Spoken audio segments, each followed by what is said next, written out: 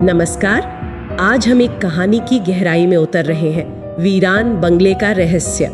ये एक छोटी कहानी है लेकिन है बड़ी दिलचस्प। एक पुराना बंगला, गांव से दूर, बिल्कुल वीरान। कहते हैं वहां कोई रहता नहीं है, पर रात में अजीब रोशनी दिखती है, कभी साए। तो आज हम इसी रहस्य को कुरेदेंगे। कहानी शुरू होती है दो दोस्तों से, राहुल और रिया।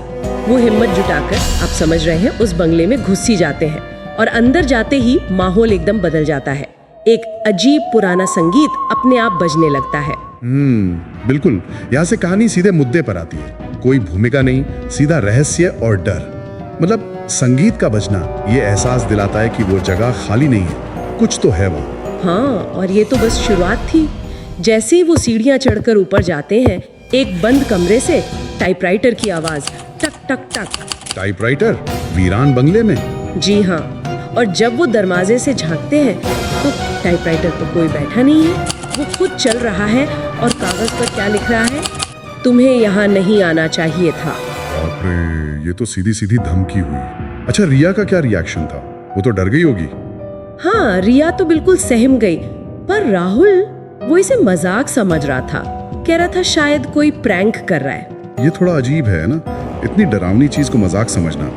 ये राहुल के किरदार पर एक सवाल खड़ा करता है। या तो वो बहुत बहादुर है या कुछ और बात है। बिल्कुल, और बात सच में कुछ और ही थी, जैसा आगे पता चलता है। खैर, फिर उन्हें एक लिफाफा मिलता है, पुराना पीला सा, और उस पर जैसे खून के धब्बे हो। खून के धब्बे? ओह। हाँ, अंदर एक छोटा सा खत लिखा था, मैंने उसे छुपा दिया है, अब कोई उसे नहीं ढूंढ पाएगा। उसे किसे छुपा दिया और कौन है ये मैंने? पता नहीं। और जैसे ही वो ये पढ़ते हैं, धड़ाम, पीछे का दरवाजा जोर से बंद हो जाता है। अरे! और फिर बिल्कुल पास से किसी के सांस लेने की आवाज। अच्छा, अब ये मजाक नहीं लग सकता। खत का रहस्य, दरवाजा बंद होना, सांस की आवाज, मतलब वो लोग बंगले में फंस गए और वो अकेले नहीं है। डर अब बिल्कुल असली है। हाँ, और फौरन बाद दीवार के पीछे से एक औरत के दर्द में कराहने की आवाज आती है। और तभी रिया की नजर दीवार पर टंगी एक पुरानी तस्वीर पर जाती है, बहुत पुरानी, 1956 की। और उसमें एक नौजवान लड़का है जो हूबहू राहुल जैसा दिखता है। क्या 1956 की तस्वीर में? ये कैसा हो सकता है? ये तो कहानी का रुख ही बदल देता है। मतलब राहुल की पहचान, वो कौन है असल में? सही बात है। अब डर सिर्फ बंगले का नहीं रहा, राहुल खुद एक पहेली बन गया है। और फिर आता है कहानी का सबसे डरावना मोड़। रिया एक टूटे हुए शीशे में देखती है। उसे अपना चेहरा तो दिखता है, पर राहुल का अक्स गायब है। शीशे में अक्स न दिखना, ये तो पुरानी कहानियों वाला संकेत है, भूत प्रेत या आत्माओं का। हाँ, और जब रिया घबराकर पूछती है कि तुम्हारा अक्स क्यों नहीं दिख रहा, तो राहुल मुस्कुराता है, बिल्कुल शांत, और कहता है क्योंकि मैं अब यहाँ का हिस्सा बन चुका हूँ और तुम भी जल्द बन जाओगी। ओहो, ये तो कन्फेशन है। मतलब उसने मान लिया कि वो इंसान नहीं है और वो रिया को भी अपने जैसा बनाना चाहता है। शिकारी। रोंगटे खड़े हो जाते हैं सुनकर। और आखिर में रिया को एक पुरानी डायरी मिलती है, उसी बंगले की। वो डायरी सारे राज खोल देती है। उसमें लिखा था कि 1956 में राहुल नाम के एक लड़के ने अपनी ही बहन को उसी बंगले में जिंदा दफना दिया था। क्या?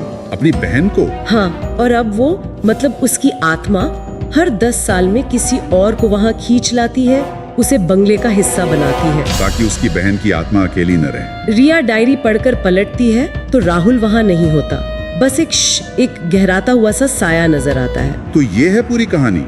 डायरी ने सब जोड़ दिया, वो तस्वीर, वो खत, राहुल का अजीब बर्ताव, शीशे में अक्स का ना होना।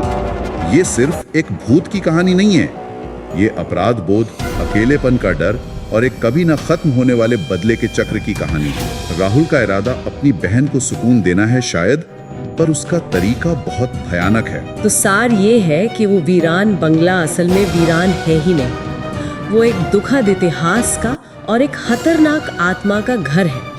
वो आत्मा जो अपने अकेलेपन को दूर करने के लिए दूसरों को फंसाती है। और राहुल वो दोस्त नहीं, वो 1956 का वही लड़का है, अब एक साया। बिल्कुल। कहानी अतीत के बोझ की बात करती है, कैसे गुजरा हुआ कल पीछा नहीं छोड़ता, और एकांत का डर इंसान को क्या क्या करने पर मजबूर कर सकता है। यहाँ एक सवाल दिमाग में आता है। डायरी कहती है कि राहुल हर 10 साल में किसी को अपना हिस्सा बनाता है, पर क्या वो नया शिकार भी अगली 10 साल बाद राहुल की तरह ही किसी और को फंसाने वाला बन जाता है, या वो बस बहन की आत्मा का एक और साथी बन के रह जाता है? ये चक्र आखिर चलता कैसे है? सोचने वाली बात है।